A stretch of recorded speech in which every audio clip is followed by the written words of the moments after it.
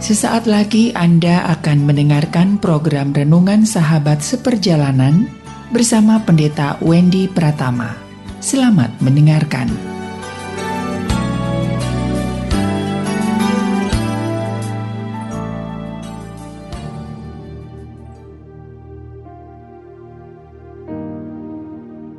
Selamat berjumpa kembali di dalam layanan audio Sahabat Seperjalanan. Hari ini adalah hari Senin 18 Juli 2022. Tema renungan saat teduh kita dengan judul Hidup Tanpa Hutang.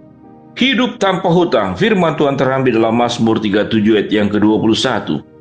Orang fasik meminjam dan tidak membayar kembali, tetapi orang benar adalah pengasih dan pemurah.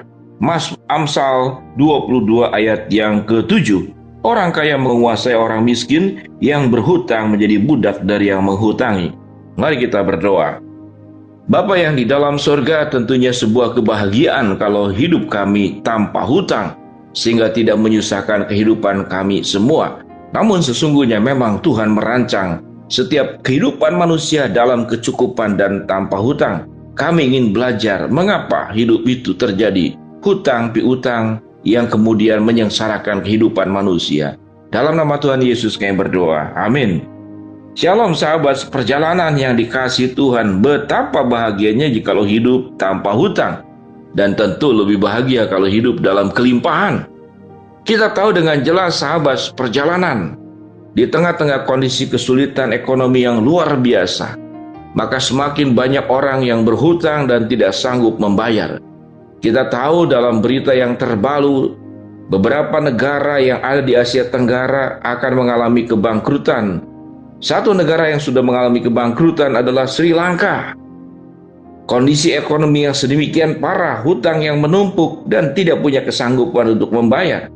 Dan akan ada dua negara lagi yang kemudian terancam kalau tidak berhati-hati dalam mengelolanya, yaitu Myanmar dan Kamboja.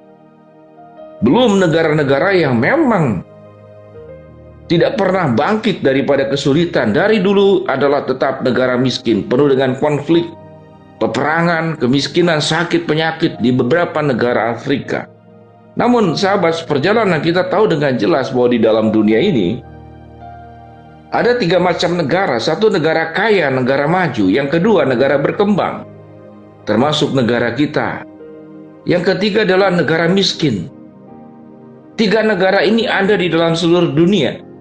Ada sebuah pertanyaan, mengapa Tuhan mengizinkan semuanya itu terjadi? Tuhan tidak pernah mengizinkan, tetapi manusia yang merubah. Izin Allah adalah dunia ini cukup untuk semua umat manusia. Seluruh kebutuhan manusia itu tercukupi, terjaga, terpelihara melalui alam ciptaan yang sudah Tuhan berikan kepada setiap kita masing-masing. Namun mengapa ada kesusahan dalam hidup ini? Ada hutang piutang dalam hidup ini. Mengapa demikian? Kalau memang Tuhan memberikan kecukupan kepada alam semesta ini, penyebabnya sumber hutang bukanlah dari Allah. Sumber hutang adalah berasal daripada manusia. Setiap manusia diberikan kecerdasan yang sangat luar biasa mengolah apapun yang ada dalam dunia ini. Kecerdasan itulah kemudian diikuti oleh daya juang, kemudian diikuti oleh berbagai kemampuan penemuan, sehingga orang-orang tersebut mampu menemukan banyak hal. Namun tatkala tidak diikuti oleh kekudusan, namun diikuti oleh keberdosaan, maka yang timbul adalah keserakahan. Keserakahan menimbulkan eksploitasi. Orang yang punya kemampuan menumpuk segala hal hanya buat dirinya, bahkan kalau perlu seluruh dunia ini ada di dalam tangannya. Kalau seandainya ada satu orang sanggup, seluruh kekayaan di dalam dunia ini ada di dalam tangan orang tersebut. Bagaimana nasib yang lain? Maka nasib yang lain akan masuk dalam kemiskinan. Jadi artinya Allah tidak pernah merancang kemiskinan, dan Allah tidak pernah merancang yang namanya hutang yang bisa terjadi dalam kehidupan kita. Yang menyebabkan adalah kerakusan, keserakahan memang diiringi dengan kecerdasan. Karena untuk menjadi kaya, orang butuh cerdas. Untuk menjadi kaya, orang butuh bekerja keras. Untuk menjadi kaya, orang butuh berpikir bagaimana caranya. Dia menemukan banyak penemuan-penemuan luar biasa. Kemudian dia menjadi kaya. Namun tatkala kemampuan-kemampuan potensi yang besar tersebut diikuti oleh sifat berdosa manusia, maka yang terjadi adalah penjajahan.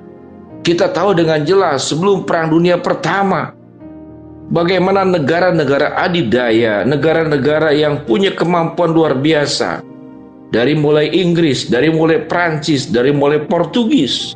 Itu kalau kita lihat sejarah daripada perjalanan bangsa-bangsa, itu menjajah sampai ke berbagai belahan dunia oleh satu negara ini.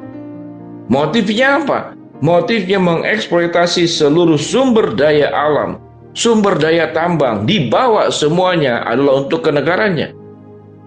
Ini adalah sebuah kisah tentang keserakahan dan kerakusan manusia. Jadi pada dasarnya Tuhan tidak pernah merancang hutang. Dalam Amsal 22:7 yang kita baca, orang kaya menguasai orang miskin, yang berhutang menjadi budak dari yang menghutangi. Jadi orang yang menghutangi itu melihat manusia itu sebagai hanya benda saja yang bisa dieksploitasi. Dan sifat manusia dikatakan dalam Mazmur 37:21. Orang fasik meminjam dan tidak membayar kembali, tapi orang benar adalah pengasih dan pemurah. Apa pada ayat ini? Orang berdosa adalah meminjam dan tidak membayar kembali sekalipun dia sanggup untuk membayar. Tetapi orang benar pengasih dan penyayang dan pemurah. Kalau ada orang yang memang berhutang karena untuk kebutuhan-kebutuhan dasar utamanya, sebagai unsur kebutuhan manusia, bukan untuk sebuah kemewahan, maka dengan murah hati dia melepas orang yang berhutang itu dan dianggap sebagai tidak perlu berhutang dan tidak perlu membayar. Sikap seperti demikianlah bukan sikap membiarkan orang berhutang itu tidak bertanggung jawab atas apa yang dihutangi, karena memang tidak sanggup membayar dalam kesusahannya.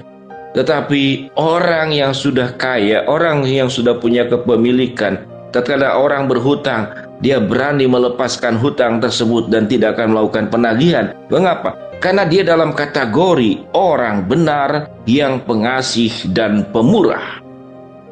Kalau kita melihat bahwa orang miskin ada keberdosaannya, orang kaya ada keberdosaannya, orang miskin keberdosaannya mungkin adalah malas, tidak mau berjuang, tidak mau belajar, membiarkan hidup sedemikian rupa. Orang kaya keberdosaannya adalah sesudah kaya dia memang orang yang kerja keras, orang yang rajin, punya daya juang, namun diikuti juga oleh keserakahan, diikuti oleh nafsu untuk menguasai, diikuti oleh berbagai macam dosa-dosa yang ada di dalam diri orang berdosa, kemampuan melakukan berbagai macam eksploitasi, maka terjadilah ketidakseimbangan dalam dunia ini. Kalau setiap orang itu melakukan tatanan kehidupan dari aturan-aturan Tuhan, dan sebagaimana dalam Kisah Rasul pasal kedua, yang lebih memberi kepada yang kurang berjuang untuk hidupnya bagaimana menjadi lebih baik, maka terjadilah keseimbangan. Keseimbangan itulah yang disebut sebagai sebuah hidup dalam kebenaran. Bagaimana setiap orang melakukan tugas dan tanggung jawabnya. Tatkala ada orang yang punya talenta 5, dia mampu berbagi. Yang tidak punya talenta dilatih supaya punya talenta. Itulah kehidupan yang sangat indah. Pada prinsipnya, hidup ini tidak perlu dengan hutang atau hidup tanpa hutang. Namun karena seperti penjelasan sebelumnya, keberdosaan manusia membuat kemiskinan, kesulitan itu terjadi. Mari kita kembali ke dalam nilai-nilai Tuhan yang perlu kita cerna dan perlu kita jalani. Kita berdoa. Bapa yang di dalam surga, terima kasih untuk kebenaran firman Allah bahwa hutang bukanlah rancangan Tuhan. Namun hutang piutang terjadi karena dosa dan keserakahan manusia. Hamba-Mu berdoa buat yang sakit Tuhan jamah sembuhkan, yang sedang menghadapi masalah Tuhan bukakan jalan, yang sedang berdoa mengharapkan sesuatu, Tuhan akan kabulkan dengan cara dan waktu-Mu. Dalam nama Tuhan Yesus kami berdoa. Amin. Shalom, Tuhan memberkati semua sahabat seperjalanan. Amin.